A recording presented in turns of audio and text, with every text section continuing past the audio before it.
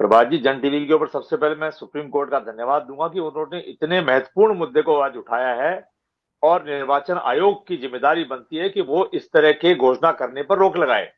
जितनी भी पॉलिटिकल पार्टियां हैं, चुनाव के वक्त ऐसी कोई घोषणा करे तो निर्वाचन आयोग की जिम्मेदारी बनती है कि और धर्म निभाने की बजाय ये सबसे महत्वपूर्ण धर्म निभाए कि चुनाव के दौरान कोई भी अपने घोषणा पत्र में किसी भी लालच के रूप में, किसी भी प्रलोभन के रूप में कोई भी इस तरह की घोषणा नहीं करेगा।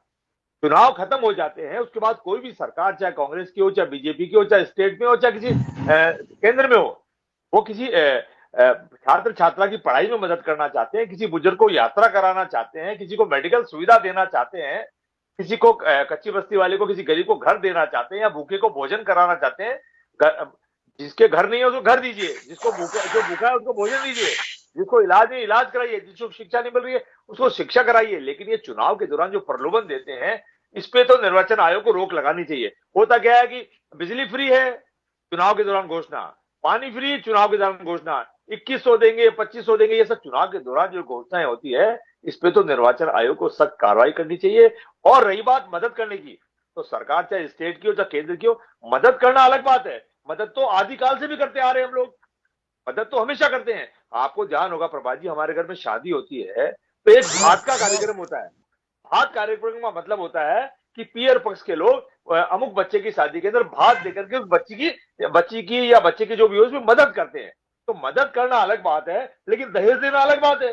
तो ये जो परंपरा चल पड़ी है, ये दहेज टाइप की परंपरा हो गई है। मेरा एक तो सवाल बीच में इसमें, आपको क्या लगता है राजनीतिक दलों को अगर इसमें पहल करने के लिए कहा जाए तो क्या कांग्रेस अपने आप को सेल्फ रेगुलेट करेगी इस चीज को लेकर? वो आगे ये क्या सुनिश्चित माना जाए कि कांग्रेस आने वाले वक्त में चाहे कोई दूसरी पार्टी घोषणा करे वो नहीं करेगी? क्योंकि ऐसा इतिहास अगर हम देखते हैं ना, हालांकि 1954 से 1950 के आसपास, 1950 के दशक से हम मान के चलते हैं, दक्षिण भारत में मद्रास स्टेट उस वक्त हुआ करता था, वहां के सीएम ने घोषणाओं की शुरुआत की थी।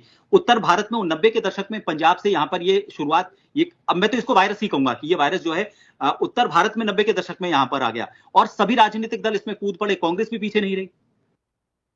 देखिए, इस वायरस का इलाज तो सुप्रीम कोर्ट को करने की बजाय निर्वाचन आयोग को करना पड़ेगा। माननीय उच्च न्यायालय ने तो जो आदेश दिया है या अपनी इच्छा जाहिर की है, उसको मद्देनजर रखते हुए निर्वाचन आयोग तमाम चुनावों पर इस तरह का रोक लगा दे, तो चाहे वो कांग्रेस होगी, चाहे बीजेपी होगी, चाहे केंद्र हो, चाहे राज्य होगा, चाहे पंचायत का चुनाव होगा, और चाहे पार्षद का चुनाव, चाहे एमएलए, चाहे एमपी का हो, कोई भी उम्मीदवार जब ऐसी घोषणा करेगा तो निर्वाचन आयोग के मापदंडों के आधार पर घोषणा ही नहीं कर पाएगा।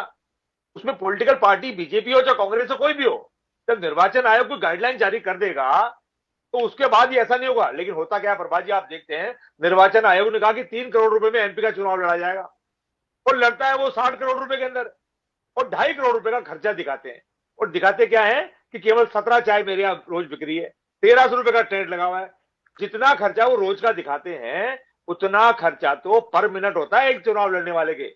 लेकिन हम निर्वाचन आयोग आंख बंद कर लेते हैं, और जब निर्वाचन आयोग आंख बंद कर लेते हैं तो पॉलिटिकल पार्टियां इसका फायदा उठाती है। तो आपके चैनल पे मैं तो सुप्रीम कोर्ट को धन्यवाद देते हुए निर्वाचन आयोग से अपील करूंगा, इस तरह की जो भी सुप्रीम कोर्ट ने जो आज बात इच्छा जाहिर की है, जो गाइडलाइन जारी की है, आप निर्वाचन आयोग की जिम्मेदारी बनती है वो गाइडलाइन जारी करें और सभी पॉलिटिकल पार्टियां उसका सम्मान करें तो बेहतर होगा।